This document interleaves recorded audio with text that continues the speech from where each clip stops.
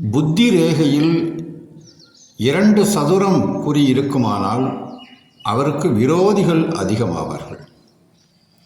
ஆயுள் ரேகையின் அடிப்பாகத்தில் கங்கண ரேகைக்கு மேல் சதுரங்கள் தோன்றினால் அவருக்கு பூர்வீக சொத்து, வீடு, நிலபுலன்கள் போன்றவற்றிற்கு குறைவு இருக்காது. இதை சூரியமேட்டில் ஒளியாக தோன்றக்கூடிய சில சதுரங்களாலும் புரிந்து கொள்ளலாம்.